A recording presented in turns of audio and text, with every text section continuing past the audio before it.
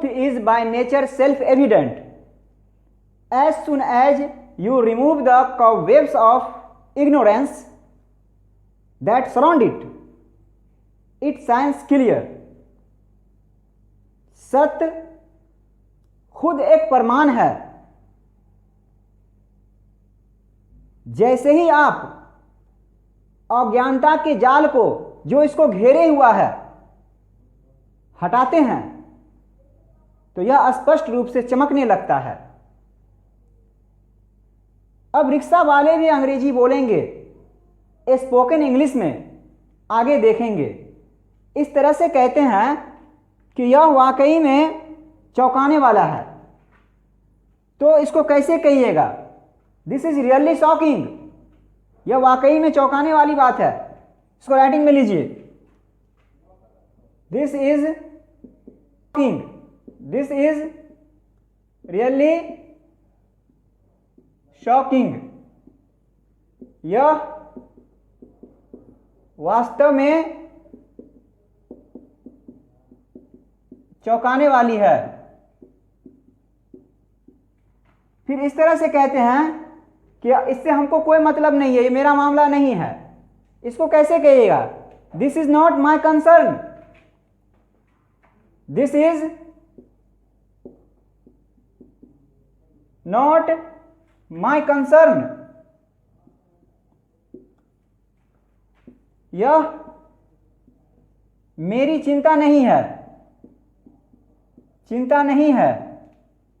या क्या कह सकते हैं? यह मेरा मामला नहीं है, यह मेरा मामला नहीं है।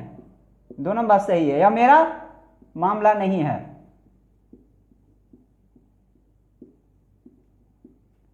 इस तरह से कहते हैं कि गरीब प्यार का भूखा होता है, गरीब प्यार का भूखा होता है। तो उसको इंग्लिश में कैसे कहिएगा? राइटिंग में लीजिए इसको।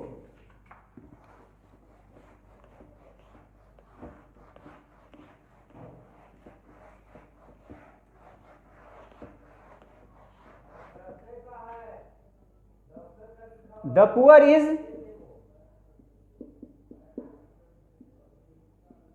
is hungry for love, L-O-V-E,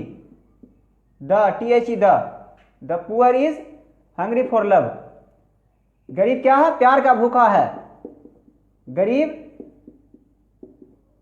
प्यार का भूखा है। अगर ऐसे रहेगा, मैं प्यार का भूखा हूं, I am hungry for love. Preposition क्या है? फॉर लगाएंगे, फॉर। मैं प्यार का भूखा हूं, मैं प्यार का भूखा हूं।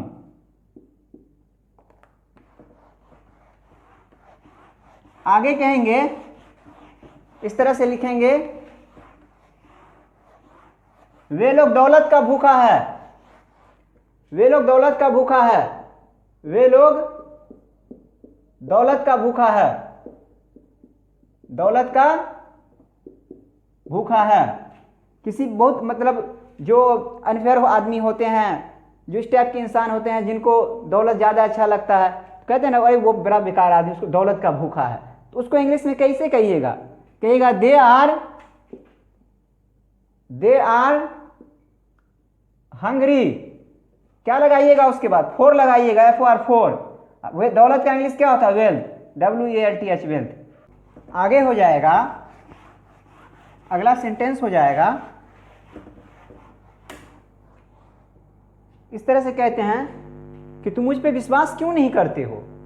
तो तुम मुझ पे विश्वास क्यों नहीं करते? उसको इंग्लिश में कहिएगा, why don't you trust me, why don't you trust me, why don't you trust me. तुम मेरा यकीन क्यों नहीं करती हो, या करते हो, कुछ भी करते हो या करती हो, कुछ भी बोल सकते हैं, करती हो। इस तरह से कहते हैं कि क्या तुम मुझे खुश रख पाओगे? मान लीजिए कोई लड़का रहता है, किसी लड़की से लव करता है तो लड़की उसको कहती है क्या तुम मुझे खुश रख पाओगे, तो उसको इंग्लिश में कैसे कहिएगा, will you keep me happy, क्या तुम मुझे खुश रख पाओगे। इसको राइटिंग में लेते हैं, will you keep me happy, क्या तुम मुझे खुश रख पाओगे, खुश रख पाओगे।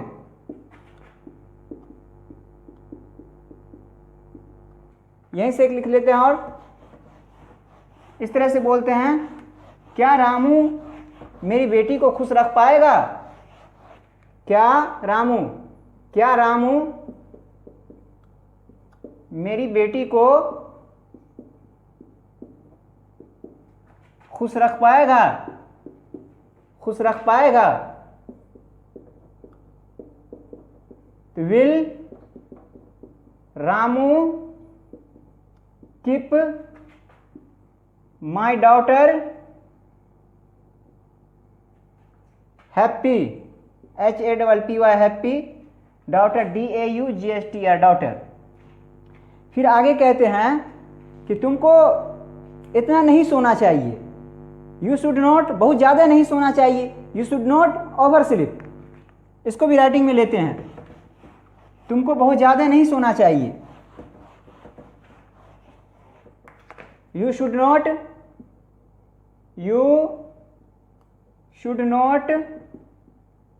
ओवर स्लीप, तुमको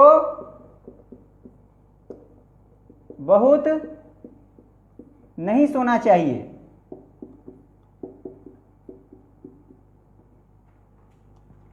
इस तरह से कहते हैं कि हर किसी को बड़ा सपना देखना चाहिए, एवरीवन शुड ड्रीम बिग, हर किसी को बड़ा सपना देखना चाहिए, हर किसी को बड़ा सपना देखना चाहिए।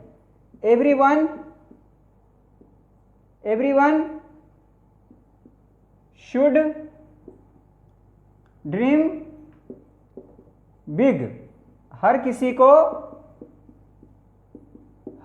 को बड़ा सपना देखना चाहिए, बड़ा सपना देखना चाहिए।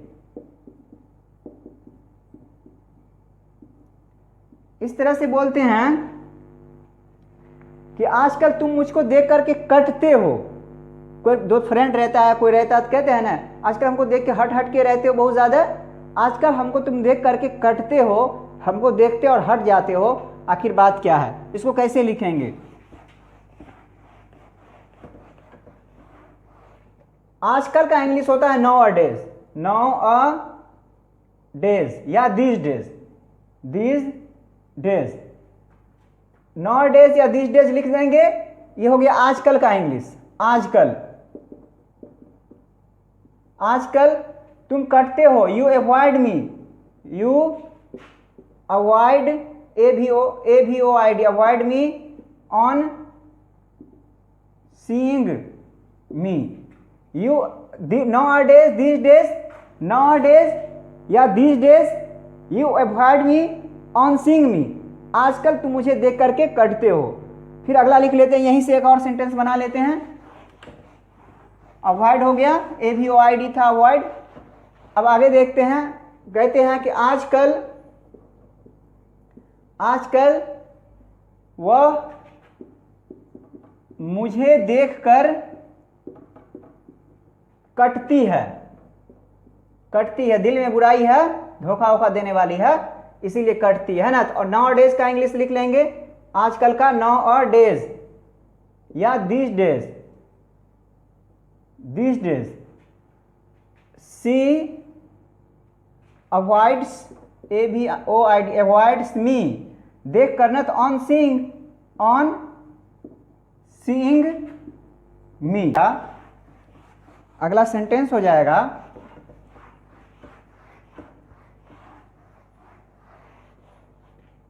कहते हैं कि मुझे कुछ नया सिखाइए, बिल्कुल नया सिखाइए। उसको कैसे बोलिएगा, teach me something completely new. Writing में लीजिए इसको, teach me something completely new, मुझे कुछ बिल्कुल नया सिखाइए, बिल्कुल नया सिखाइए। और इस तरह से कहते हैं कि कहीं मार्केट सामान लाने जाते तो कहते मुझे यह अच्छा लगता है, यह वाला अच्छा लगता है, तो कहिएगा it looks nice to me. इसको भी राइटिंग में लीजिए, it looks nice to me. इसका हिंदी हो जाएगा यह मुझे अच्छा लगता है, अच्छा लगता है। आगे हो जाएगा, कहते हैं घर में आओ, बिना हल्ला किए हुए घर में आओ, शोरगुल नहीं करो, बिना हल्ला किए हुए घर में आओ। उसको कैसे बोलिएगा इंग्लिश में? Enter the room without making a noise. इसको भी राइटिंग में लीजिए,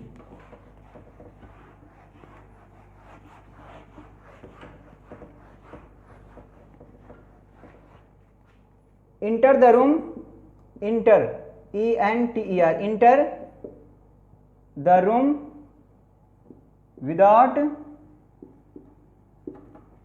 विदाउट मेकिंग अ नॉइज, बिना शोर किए, बिना शोर किए घर में आओ। इस तरह से बोलते हैं कि जहां तक मुझे याद है मैंने उसे धोखा नहीं दिया है। As far as I remember I didn't betray him. इसको भी राइटिंग में लीजिए, एज फार एज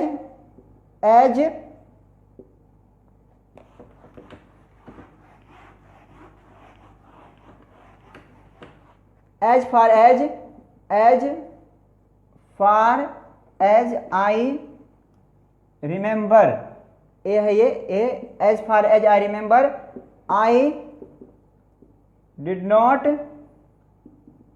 बिट्राय हिम।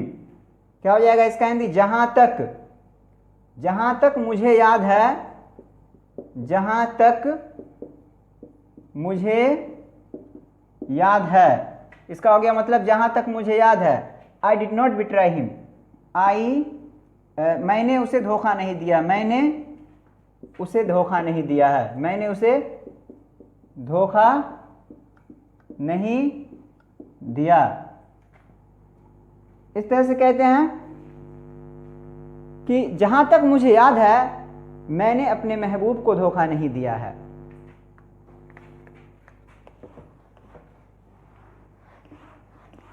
कहेंगे as far as I remember, as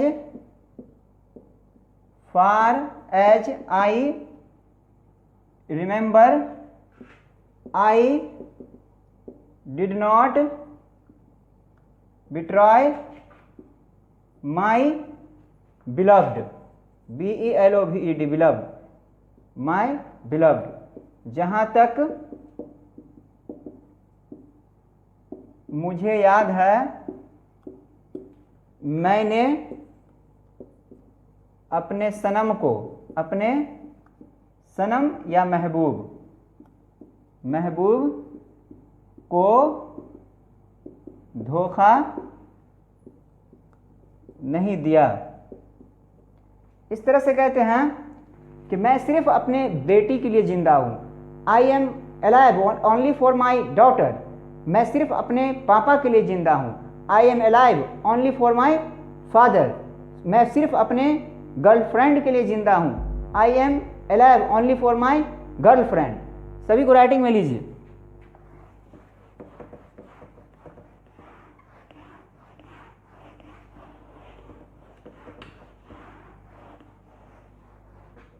I am alive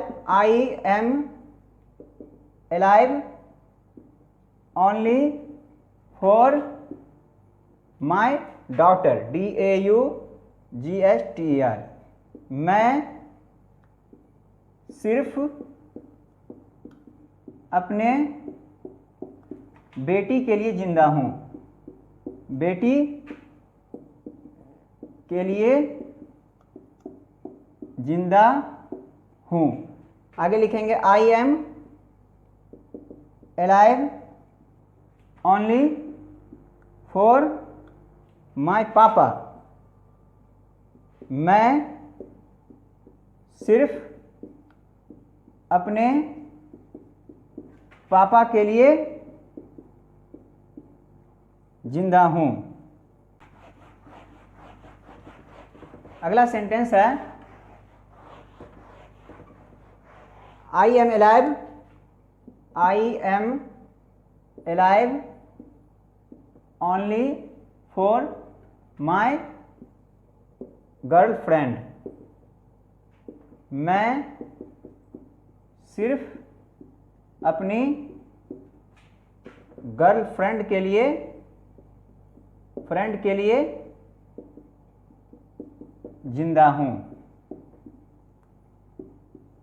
इस तरह से कहते हैं कि कितनी बेहूदगी है, व्हाट अ नॉनसेंस। क्या कहेंगे?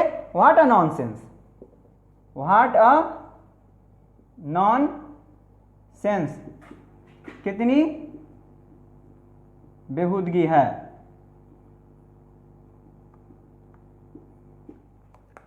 आगे देखेंगे, अगला सेंटेंस हो जाएगा व्हाट अ नॉनसेंस, कितनी बेहूदगी है। फिर कहते हैं कितनी बुरी बात है, कितनी बुरी बात है। How terrible, how terrible, HOW, how terrible, TERRIBLE, terrible, TERRIBLE, double R है, TERRIBLE, टेरिबल, कितनी बुरी बात है। फिर इस तरह से कहते हैं कि कितने अपमान की बात है, हाउ डिसग्रेसफुल, कितने अपमान की बात है, हाउ डिसग्रेसफुल, हाउ डिसग्रेसफुल, कितनी अपमान की बात है। फिर कहते हैं बड़ी फिजूल की बात है ये, यानी फिजूल की बात है, इस बात में कोई दम नहीं, फिजूल की बात है। How absurd, how absurd, how absurd, बड़ी फिजूल की बात है, बड़ी फिजूल की बात है। फिर कहते हैं कितनी दुख की बात है, ऐसा नहीं होना चाहिए, तो बहुत बड़ी दुख की बात है। हाउ ट्रेजिक, इसको भी राइटिंग में लेंगे। एब्सर्ड का ABSURD था, absurd, ABSURD, absurd, how absurd, how tragic, how HOW, how tragic, TRAGIC, tragic. इसका मतलब होता है कि बड़ी दुख की बात है, बड़ी दुख की बात है, ऐसा नहीं होना चाहिए। क्या मुसीबत है, व्हाट अ बॉदर, इसको भी राइटिंग में लेंगे। What a bother, what, WHAT, what a bother, क्या मुसीबत है, क्या मुसीबत है। फिर इस तरह से कहते हैं खाना खाते हैं या कहीं कुछ करते हैं, बहुत हो गया, खाना ही खाते रहते हैं, कुछ भी करते रहते हैं, कहते हो गया, बहुत हो गया। कोई सामान लेते हैं, कहते बहुत हो गया, उसको क्या कहिएगा? दैट्स टू मच या इट्स टू मच कहिएगा। इसको भी राइटिंग में लीजिए, दैट्स टू मच या इट्स टू मच। इसका हिंदी क्या होगा? बहुत हो गया, बहुत हो गया। अब देखते हैं थोड़ा सा वर्ड मीनिंग देखते हैं, दो चार वर्ड मीनिंग भी देख लेते हैं। एक वर्ड है मैना, MYNAH, मैना, MYNAH, मैना का मतलब क्या होता है? मैना। और एक है नाइटिंग, NIGHTINGALE, नाइट एंगल। इस तरह से इसका प्रोनाउंसिएशन होता है। मतलब क्या होता है इसका? बुलबुल, बुल क्या होता है? नाइट एंगल, नाइट एंगल, इस तरह से पढ़ते हैं। स्पेलिंग होता है NIGHTINGALE, नाइटिंगेल। अगला होता है, अगला लिखेंगे OWL, इसको क्या पढ़ते हैं? आउल, आउल लिखते हैं। इसका मीनिंग क्या होता है? उल्लू। एक है ANT, इसको पढ़ते हैं, लिखते हैं एंट, एंट। इसका मतलब क्या होता है? चींटी। यहीं से मैं इस वीडियो को रेस्ट दे रहा हूं। जय हिंद।